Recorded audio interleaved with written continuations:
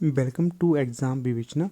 तो दोस्तों, जैसा कि आपको पता है, हम अपने चैनल पर तैयारी कर रहे हैं एलटी टैट से संबंधित महत्वपूर्ण वीडियोस के बारे में। ठीक है, तो इस वीडियो से पहले भी हमने इसके बहुत से पार्ट्स को डिस्कस करा है। अगर अभी तक आपने उसे विजिट नहीं करा है तो अभी चाहिए डिस्क्रिप्शन बॉक्स चेक करिए, वहाँ पर आपको एलटी टैट नाम से एक प्लेलिस्ट बनी हुई मिलेगी, उसे आप विजिट करिए। बहुत महत्वपूर्ण प्रश्नों की वीडियो वहाँ पर आपके लिए उपलब्ध करवाई गई है। ठीक है, तो उनको भी आप विजिट करते रहिएगा। देखिएगा, आगे बढ़ने से पहले आपको बता देता हूँ कि हमारी टीम के द्वारा एलटी टेट के लिए न्यू बैच बिठाया जा रहा है। ठीक है, तो ये आपका जनवरी की शुरुआत में शुरू कर दिया जाएगा। अगर आप इंटरेस्टेड हो तो आप 8219312129 पे व्हाट्सएप करिएगा, आपको इसके संबंध में सारी जानकारी मिल जाएगी। जो शुरुआत के 10 स्टूडेंट्स होंगे उनके लिए इसमें विशेष छूट रहेगी। ठीक है, तो अगर आप इंटरेस्टेड होंगे तो अवश्य व्हाट्सएप करिए, जो भी छूट रहेगी आपको बता दी जाएगी। आपके जितने भी फ्रेंड्स होंगे तो आप उनको भी ये बताइएगा। देखिएगा, जो हमारा प्लेटफॉर्म है यूट्यूब है, यहाँ से बहुत से बच्चे एलटी टैट अपना क्लियर करते हैं। ठीक है, तो अगर आपको भी अपना टैट क्लियर करना है तो आप अवश्य इस बैच में एनरोल हो सकते हैं। तो चलिए ज़्यादा समय न लेते हुए वीडियो को शुरू कर देते हैं। बाकी देखिए, आपको बता देता हूँ, अगर अभी तक आप हमारे टेलीग्राम और व्हाट्सएप ग्रुप के साथ नहीं जुड़े हैं तो डिस्क्रिप्शन बॉक्स में इन दोनों का लिंक भी आपको मिल जाएगा, तो आप इन दोनों को भी ज्वाइन कर सकते हो। तो चलिए शुरू करते हैं अब आगे की वीडियो को। तो यहाँ पर देखिएगा, पहला प्रश्न पूछा गया है,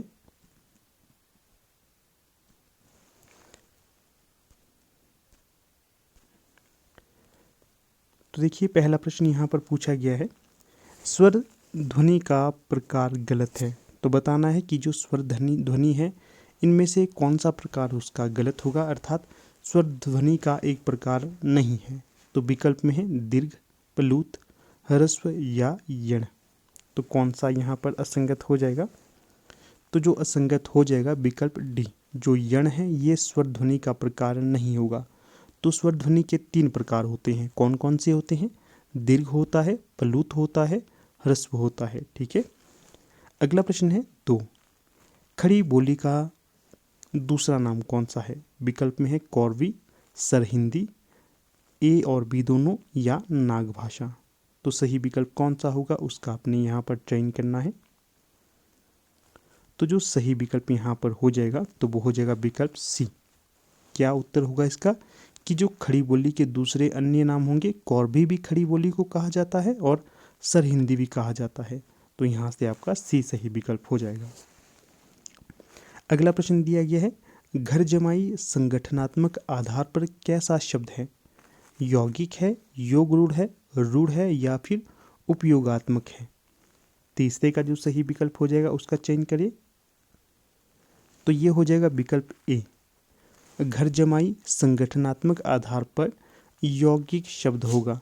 तो इसका भी ध्यान रखना आपने, ये भी महत्वपूर्ण प्रश्न रहेगा आगामी परीक्षा के लिए, खासकर जेवीटी टैट, एलटी टैट इत्यादि परीक्षा में। ठीक है, अगला प्रश्न देखिएगा, चौथा, उ का उच्चारण स्थान बताइए। तो इन दोनों का उच्चारण स्थान कौन सा रहता है? जो आपके एलटी टैट की परीक्षा होती है वहाँ से उच्चारण स्थान से काफ़ी ज़्यादा प्रश्न बनते हैं। ये आपने पिछले जो प्रश्न पत्र मैंने आपके लिए उपलब्ध करवाए थे वहाँ से भी देख लिया होगा। तो देखिए यहाँ पर उत्तर देने, तो देखिएगा, अगर आपको एलटी टैट के प्रीवियस ईयर के क्वेश्चन पेपर चाहिए तो आप मुझे 8219312129 इस पर मैसेज करिएगा। आपको ये बहुत ही कम दामों में मिल जाएंगे। ठीक है, बहुत ही नॉमिनल प्राइस रखा गया है इनके लिए। चलिए, इस जो प्रश्न है चौथा, इसका जो उत्तर होना चाहिए तो ये हो जाएगा विकल्प डी, ओष्ठ। उ का उच्चारण स्थान ओष्ठ होता है। ठीक है, अगला प्रश्न देखिए 5, निम्न में से पुल्लिंग शब्द का चयन कीजिए। तो जो पुल्लिंग शब्द कौन सा होगा उसका चयन करना है यहाँ पर। तो जो 5वें का सही विकल्प हो जाएगा तो ये हो जाएगा बृहस्पति। जो बृहस्पति है ये यहाँ पर पुल्लिंग होगा, बाकी टोली, सोसाइटी और कंपनी ये तीनों ही स्त्रीलिंग हो जाएंगे। तो विकल्पों को भी आपने ढंग से पढ़ना है, यहाँ से भी आपके प्रश्न निकल जाते हैं। फिर अगला प्रश्न क्या पूछा गया है, 6, जाके प्रिय नाराम बदेही पंक्ति किस कवि की है? महत्वपूर्ण पंक्ति रहेगी आपकी परीक्षा के लिए ये। तो यहाँ पर जो सही विकल्प हो जाएगा तो वो हो जाएगा आपका तुलसीदास जी की ये पंक्ति हो जाएगी। तो थोड़ी सी व्याख्या यहाँ पर आपको तुलसीदास के संबंध में बता देता हूँ। देखिएगा, अगर आपसे पूछा जाए कि जो तुलसीदास थे इनका संबंध किस काल से रहा है हिंदी साहित्य के अंतर्गत, तो इनका संबंध रहा है भक्ति काल के अंतर्गत। फिर भक्ति काल के भी अंतर्गत पूछा जाए कि किस शाखा से रहा है, तो ये रहा है आपके राम भक्ति काव्य शाखा से संबंधित। ठीक है, जो सूरदास थे ये कृष्ण भक्ति शाखा से संबंधित थे, और जो बिहारी दास थे ये आपके रीतिकाल के अंतर्गत रीति सिद्ध कवियों के अंतर्गत माने जाते हैं। और जो देखिए मीराबाई आती हैं ये भी कृष्ण भक्ति काव्यधारा से संबंधित मानी जाती हैं। चलिए अगला प्रश्न देखिएगा, यहाँ पर क्या पूछा गया है। 7, जगदीश शब्द का सही संधि विच्छेद क्या होगा। विकल्प में है ABCD, तो इनमें से जो सही होगा उसका चयन करिए। जो 7वें का सही विकल्प हो जाएगा तो ये हो जाएगा विकल्प डी, जगत धन ईश। ठीक है, डी सही विकल्प हो जाएगा। संधि वाला भी काफ़ी महत्वपूर्ण टॉपिक रहता है, प्रश्न यहाँ से बनते ही रहते हैं। आपके लिए एक वीडियो लाऊंगा जिसमें आपको संधि से संबंधित सारी महत्वपूर्ण चीज़ें बताऊंगा मैं। अगला प्रश्न आता है अब 8, अनामिका किसकी कृति है। विकल्प में है निराला, रामधारी सिंह दिनकर, मीराबाई, महादेवी वर्मा। तो जो 8वें का सही विकल्प हो जाएगा, जो अनामिका है ये किसकी कृति हो जाएगी, ये हो जाएगी सूर्यकांत त्रिपाठी निराला की। शॉर्ट में इन्हें निराला कहा जाता है, परंतु जो पूर्ण नाम होगा इनका, तो इनका पूरा नाम होगा सूर्यकांत त्रिपाठी निराला। अगर पूछा जाएगा कि जो सूर्यकांत त्रिपाठी निराला है इनका संबंध किस काव्यधारा या किस समय से रहा है, तो देखिएगा, तो जो निराला जी थे इनका संबंध मुख्यतः माना जाता है छायावाद से। ठीक है, छायावादी कवि प्रमुख तौर पर इन्हें माना जाता है, परंतु इनकी कुछ एक रचनाएं प्रगतिवाद से भी संबंधित रही हैं, अर्थात इनकी जो रचनाएं थी उनमें प्रगतिवाद की झलक आपको स्पष्ट देखने के लिए मिलती है। उदाहरण के लिए अगर हम बात करें, कुकुरमुत्ता, वह तोड़ती पत्थर इत्यादि इत्यादि इनकी काफ़ी ज़्यादा महत्वपूर्ण और प्रगतिवादी विचारधारा से संबंधित रचनाएं मिलती हैं। कई बार ये भी पूछा जाता है कि जो राम की शक्ति पूजा है, सरोज स्मृति, ये किसकी रचना है, जूही की कली किसकी रचना है। ये सारी की सारी रचनाएं यहाँ पर निराला जी की ही हो जाएंगी। फिर चलिए अगला प्रश्न देख लेते हैं, 9वां, दया सागर में कौन सा समास होगा। महत्वपूर्ण प्रश्न आ गया ये भी आपके लिए। तो विकल्प में है द्वंद्व, कर्मधारय, बहुब्रीहि और द्विगु। तो जो 9वें का सही विकल्प हो जाएगा तो ये हो जाएगा कर्मधारय समास होगा दया सागर में। अगला प्रश्न देखिएगा 10, उसके मुख को कोई क्या है, उसके मुख को कोई कमल कोई चंद्र कहता है, पंक्ति में कौन सा अलंकार होगा। तो जो सही विकल्प हो जाएगा यहाँ पर उसमें का, तो ये हो जाएगा आपका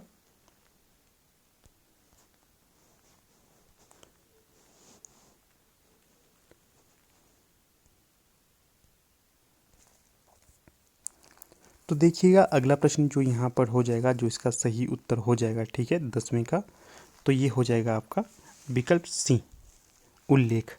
उसके मुख को कोई कमल कोई चंद्र कहता है, तो यहाँ पर उल्लेख अलंकार हो जाएगा। फिर अगला प्रश्न देखिएगा 11, निम्न में से कौन सा युग्म गलत है। तो गलत के बारे में पूछा गया है, देख लेते हैं विकल्पों को। दांत काटी रोटी, इसका जो अर्थ निकलेगा गहरी मित्रता। फिर दूसरा है जलती आग में घी डालना, क्रोध को और भड़काना। तीसरा है बाँह पकड़ना, सहारा देना। धज्जियाँ उड़ाना, समझाना। तो बताइएगा कौन सा यहाँ पर सही विकल्प नहीं होगा।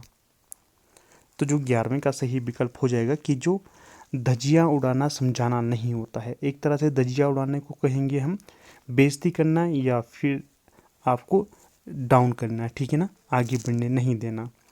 फिर देखिए जो सही विकल्प हो जाएंगे दांत काटी रोटी, इसका अर्थ निकलता है गहरी मित्रता। जलती आग में घी डालना, क्रोध को और भड़काना सही है। बाँह पकड़ना, सहारा देना, ये भी सही विकल्प हो जाएगा, ठीक है। 3 सही हो जाएंगे परंतु चौथा असंगत हो जाएगा। फिर देखिए अगला प्रश्न है 12, व्याकरण की दृष्टि से कौन सा शब्द शुद्ध है। तो आपके समक्ष यहाँ पर 4 विकल्प दिए गए हैं। क्या तदुपरांत सही लिखा गया है, खुराक सही लिखा गया है, उच्छ्वास सही लिखा गया है या फिर अंजलि सही लिखा गया है, कौन सा सही होगा यहाँ पर। तो देखिएगा जो विकल्प सी है उच्छ्वास, ये इस प्रकार से लिखा जाता है, ये बिल्कुल सही हो जाएगा, ठीक है। बाकी जो तदुपरांत है ये गलत हो जाएगा। यहाँ पर इस प्रकार से नहीं, बड़ा ऊ आ जाएगा। यहाँ पर खुराक में छोटा ऊ आ जाएगा, अंजलि में अंग की बिंदी आएगी यहाँ पर, बाकी सब सही हो जाएंगे। ठीक है। फिर अगला प्रश्न देखिए 13, छली शब्द का विलोम होगा। तो बताइएगा छली शब्द का विलोम क्या होगा। विकल्प में आपके समक्ष यहाँ पर दिए गए हैं निश्चल और छलवा। तो आपको दो ही विकल्प दूंगा, ज़्यादा नहीं दूंगा। इन दो में से ही एक सही उत्तर होगा, तो वो कौन सा है। तो जो छली शब्द का विलोम होगा तो ये हो जाएगा निश्चल। विकल्प ए यहाँ पर सही हो जाएगा। ठीक है ना। चलिए अगला प्रश्न देख लेते हैं अब कौन सा आएगा आपके समक्ष। देखिएगा जो ये पीडीएफ सेंड की जाएगी, ये की जाएगी पेड मेंबर को। टेलीग्राम में जो जो ज्वाइन किए हैं पेड मेंबरशिप जिसने ली है, तो उनको ये पीडीएफ सेंड कर दी जाएगी। ठीक है। अगर आपने भी मेंबरशिप लेनी है तो आप 8219312129 पर व्हाट्सएप करके इसके संबंध में जानकारी ले सकते हैं। अगला प्रश्न देखिएगा 14, कौन सा शब्द भिन्न अर्थ और प्रकृति का है। विकल्प में है आपदा, विपदा, इलम और मुसीबत। तो बताइएगा कौन सा सही विकल्प हो जाएगा 14 का। तो ये हो जाएगा इलम। जो इलम है ये बाकी शब्दों से अर्थ और प्रकृति के आधार पर भिन्न होगा। बाकी आपदा, विपदा और मुसीबत ये तीनों कहीं ना कहीं एक दूसरे से संबंध रखती हैं, परंतु इलम नहीं रखता है। फिर अगला प्रश्न है 15, चिदम्बरा किसकी रचना होगी। विकल्प में है जयशंकर प्रसाद, महादेवी वर्मा, सूर्यकांत त्रिपाठी निराला और सुमित्रानंदन पंत। तो जो 15 का सही विकल्प हो जाएगा तो ये हो जाएगा आपका सुमित्रानंदन पंत की रचना हो जाएगी। बाकी देखिएगा जो 4 विकल्प में है प्रसाद जी, निराला जी, पंत जी और महादेवी वर्मा जी, इन चारों को छायावाद का आधार स्तंभ और छायावाद के 4 स्तंभ कहा जाता है। इसका भी ध्यान रखिएगा आप। अगला प्रश्न देखिए 16, खलनायक में कौन सा समास होगा। तो जो खलनायक में समास पूछा गया है कर्मधारय होगा, अव्ययी भाव होगा, तत्पुरुष होगा या फिर बहुब्रीहि समास होगा। 16 का आप सही उत्तर दीजिएगा। तो यहाँ पर जो सही विकल्प हो जाएगा विकल्प ए, खलनायक में कर्मधारय समास होगा। अगला प्रश्न देखिए 17, अर्थ के आधार पर वाक्य नहीं है। तो बताना है कि अर्थ के आधार पर वाक्य क्या कौन सा नहीं होगा। क्या इच्छावाचक वाक्य नहीं होगा अर्थ के आधार पर, प्रश्नवाचक नहीं होगा, देशवाचक नहीं होगा या फिर आज्ञावाचक नहीं होगा। तो जो 17 का सही विकल्प हो जाएगा देशवाचक। देखिएगा अर्थ के आधार पर वाक्य नहीं है, ये देशवाचक नहीं होगा। बाकी इच्छावाचक भी होता है, प्रश्नवाचक भी होता है और आज्ञावाचक भी होता है। अगला प्रश्न यहाँ पर आपके समक्ष आ गया 18वें नंबर में। क्या पूछा गया है इस प्रश्न में, लेखक और उसकी कृति के युग्म में कौन सा युग्म गलत है। तो गलत यहाँ पर पूछा गया है। विकल्प ए में है अंधा कुआं डॉक्टर लक्ष्मी नारायण लाल की रचना है, चक्रव्यूह लक्ष्मी नारायण मिश्र की रचना है, बिना दीवारों के घर मनु भंडारी की रचना है, सफ़ेद कौवा मंजुल भगत की रचना है। कौन सा यहाँ पर सही नहीं होगा। 18वें का जो सही विकल्प हो जाएगा तो ये हो जाएगा विकल्प बी, जो चक्रव्यूह है ये लक्ष्मी नारायण मिश्र की रचना नहीं होगी। बाकी सारे के सारे विकल्प यहाँ पर संगत हो जाएंगे। अगला प्रश्न देखिएगा 19, कवि और उसकी रचना का कौन सा युग्म सही नहीं है।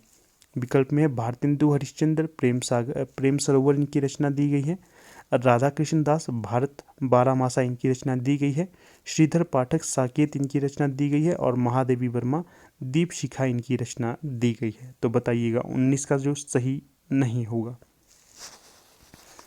तो जो सही विकल्प हो जाएगा यहाँ पर 19 का सी, जो श्रीधर पाठक है इनकी रचना साकेत नहीं होगी। बाकी प्रेम सरोवर भारतेंदु हरिश्चंद्र की रचना है, भारत बारामासा राधा कृष्ण दास की रचना है, दीप शिखा महादेवी वर्मा की रचना हो जाएगी। अगला प्रश्न आ जाता है यहाँ पर 20, समास का विलोम क्या होगा। समास का विलोम व्यास होगा, त्याग होगा, राजा होगा या नाराज होगा। तो जो 20 का सही विकल्प हो जाएगा यहाँ पर आपके समक्ष, तो ये हो जाएगा विकल्प ए, समास का विलोम हो जाता है व्यास। अगला प्रश्न देखिएगा 21, जानकी मंगल किसकी रचना कृति है या किसकी रचना हो जाएगी। ये सिंपल शब्दों में अगर कहें तो कालिदास जी की रचना हो जाएगी, तुलसीदास जी की या महादेवी वर्मा की या फिर देव की। तो जो सही विकल्प यहाँ पर हो जाएगा तुलसीदास जी की रचना हो जाएगी जानकी मंगल। इनकी देखिए रामचरितमानस भी काफ़ी ज़्यादा महत्वपूर्ण रचना मानी जाती है। बाकी जो देव हैं ये भी पूछे जाते हैं किस काल से संबंध रखते हैं, तो ये रखते हैं आपके रीतिकाल से संबंध।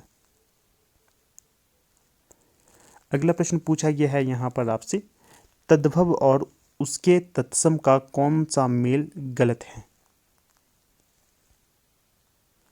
तो विकल्प में आपके समक्ष दिए गए हैं बहन और भगिनी, पत्र और पर्ण, अकेला और सबल, दोना और द्रोण। तो जो 22 का सही विकल्प यहाँ पर हो जाएगा तो ये हो जाएगा विकल्प ए। जो अकेला और सबल ये गलत हो जाएगा, बाकी बहन और भगिनी सही होगा, पत्र और पर्ण ये भी सही हो जाएगा, दोना और द्रोण ये भी सही हो जाएगा। अगला जो प्रश्न यहाँ पर पूछा गया है 23, चौपाई छंद कितनी मात्राएं लिए होता है, अर्थात चौपाई छंद में कितनी मात्राएं होती है। 16 होती हैं, 17 होती हैं, 14 होती हैं या फिर 15 होती हैं। तो जो 23 का सही विकल्प हो जाएगा विकल्प ए। जो चौपाई में 16 मात्राएं होती हैं। अगर पूछा जाएगा चौपाई में कितनी मात्राएं होती हैं, तो जो चौपाई पूछा जाता तो चौपाई में 15 मात्राएं हो जाएंगी। अगला प्रश्न देखिएगा 24, बच्चा सो रहा है वाक्य में वाच्य होगा, तो बताना है यहाँ पर कौन सा वाच्य होगा। दंत्य वाच्य होगा, कृतवाच्य होगा, भाववाच्य होगा या फिर कर्मवाच्य होगा। तो 24 का जो सही विकल्प हो जाएगा कौन सा होगा ये, तो ये कर्तृवाच्य हो जाएगा, विकल्प बी सही हो जाएगा यहाँ पर। देखिए दोस्तों, आगे बढ़ने से पहले फिर से आपको बता देता हूँ, अगर आप जुड़ना चाहते हैं हमारे नया जो बैच जनवरी से शुरू होने वाला है टेट के लिए, तो आप जल्द से जल्द इसमें एनरोल लीजिएगा, एनरोलमेंट पा लीजिएगा, क्योंकि जो शुरू के 10 बच्चे होंगे उन्हें काफ़ी ज़्यादा इसमें छूट रहेगी। ठीक है, तो आपने व्हाट्सएप करना है मुझे 829193 पे, 8219312129 पे, तो यहाँ पर आपको सारी जानकारी मिल जाएगी। ठीक है, चलिए अगला प्रश्न देख लेते हैं 25, इनमें से कौन सा अमृत का पर्याय है। विकल्प में है शुद्धि, सुधा, अवच और असी। तो जो सही विकल्प हो जाएगा यहाँ पर सुधा। जो सुधा है ये अमृत का पर्यायवाची होता है, बाकी सारे विकल्प है ये असंगत हो जाएंगे। अगला प्रश्न आ गया यहाँ पर 26, उज्ज्वल में उपसर्ग होगा, तो बताइएगा जो उज्ज्वल है इसमें कौन सा उपसर्ग होगा। तो जो सही विकल्प हो जाएगा यहाँ पर विकल्प ए उत। कई बार पूछा जाता है उज्ज्वल का सही रूप कौन सा होता है लिखने का, तो ये वाला ही होता है, इसका भी ध्यान रखना है। फिर अगला प्रश्न पूछा गया है 27, जो छाती के बल चलता है उसके लिए एक शब्द बताइएगा कौन सा होगा। उड़ग होगा, राधा होगा, सालग होगा या पतियक्षु होगा। तो जो 27 का सही विकल्प हो जाएगा तो ये हो जाएगा विकल्प ए उड़ग। उड़ग छाती को कहते हैं और छाती के बल जो चलता है उसे उड़ग कहेंगे। उदाहरण के लिए आप कह सकते हैं छिपकली को, सांप को, इत्यादि इत्यादि को। अगला है 28, कहानी में प्रत्यय होगा। प्रत्यय और उपसर्ग के लिए भी एक लंबी वीडियो मैंने आपको बनाई है, अगर आपने उसे नहीं देखा है तो उसे भी देखिएगा, काफ़ी फायदेमंद साबित होगी आपके लिए वो। 28 का जो सही विकल्प हो जाएगा तो उसका सही विकल्प हो जाएगा आनी। कहानी में आनी प्रत्यय होगा। फिर देखिएगा प्रश्न संख्या 29, इनमें से कौन सा शब्द प्राणीवाचक संज्ञा है। विकल्प में है लड़का लड़की, माता पिता, बहन भाई, उपयुक्त सभी। तो जो 29 का सही विकल्प हो जाएगा विकल्प डी। देखिएगा कभी आपको विकल्प में इस तरह का दिखाया गया होगा उपयुक्त सभी, तो आप काफ़ी ज़्यादा उसमें चांसेस रहते हैं, 70% ऐसे उत्तर होते हैं जिसमें विकल्प डी ही सही होता है। ठीक है, तो आप इस तरह से गैसेस करके भी परीक्षा में प्रश्नों को सॉल्व कर सकते हैं अगर आपको आते नहीं होंगे वो तो। अगला प्रश्न है और अंतिम प्रश्न भी होगा इस वीडियो का।